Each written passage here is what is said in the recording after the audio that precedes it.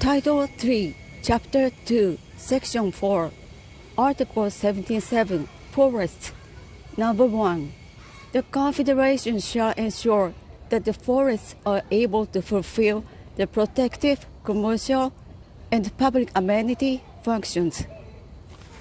Article 78, Protection of Natural and Cultural Heritage.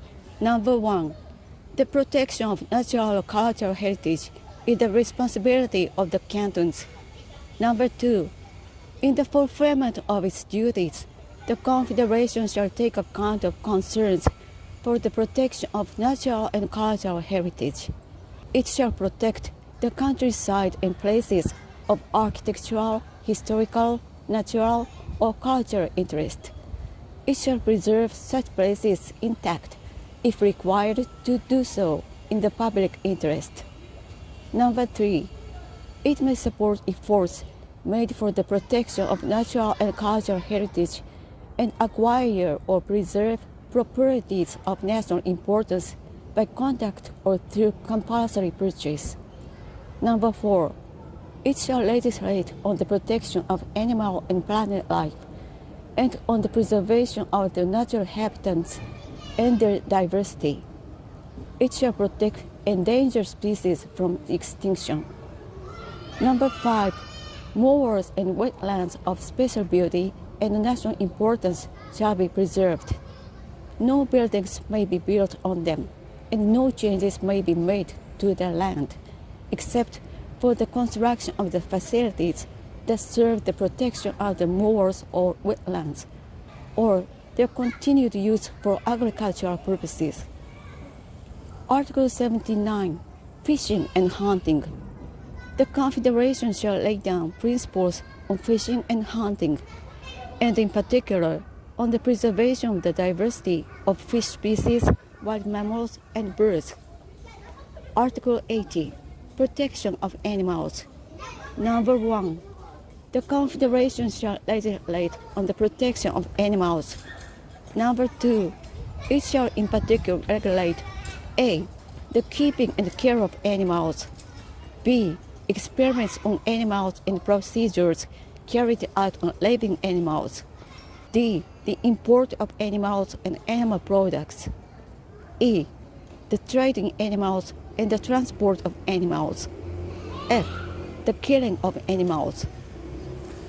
Section 5. Public construction works and transport. Article 81. Public construction works. The Confederation may, in the interests of the country as a whole or a large part of it, carry out and operate public construction works, or provide support for such construction works. Article 81A.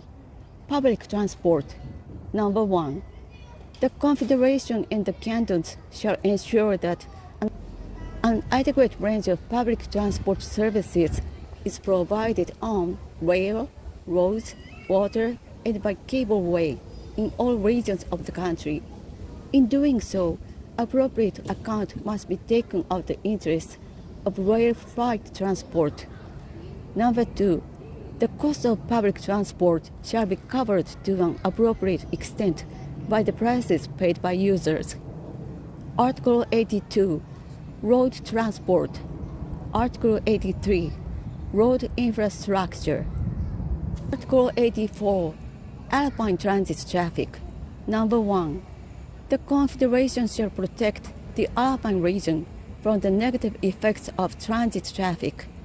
It shall limit to the nuisance caused by transit traffic to a level that is not harmful to people, animals, and plants, or their habitats. Number 2. Trans-Alpine goods traffic shall be transported from border to border by rail. The Federal Council shall take the measures required. Exceptions are permitted only when there is no alternative. They must be specified in detail in the Federal Act. Number 3. The capacity of the transit roads in the Alpine region may not be increased. This does not apply to bypass roads that reduce the level of transit traffic in towns and villages. Article 85, Heavy Vehicle Charge. Number 1. The Confederation will levy capacity of mileage-related charge on heavy vehicle traffic, where such traffic creates public costs that are covered by other charges or taxes. Number 2. The net revenue from the charge shall be used to cover the costs incurred in connection with overland transport. Article 85A. Charge for using the national highways.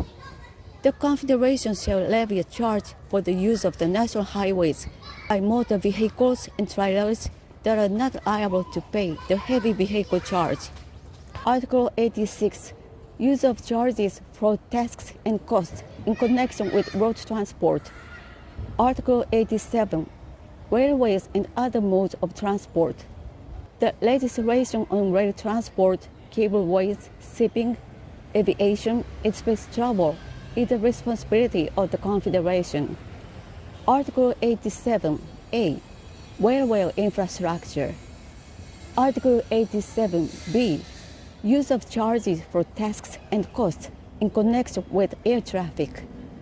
1/2 of the net proceeds of the consumption tax on aviation fuels and the surcharges on the consumption tax on aviation fuels shall be used for the following tasks and costs in connection with air traffic.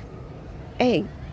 Contributions towards environmental protection measures made necessary by air traffic. B.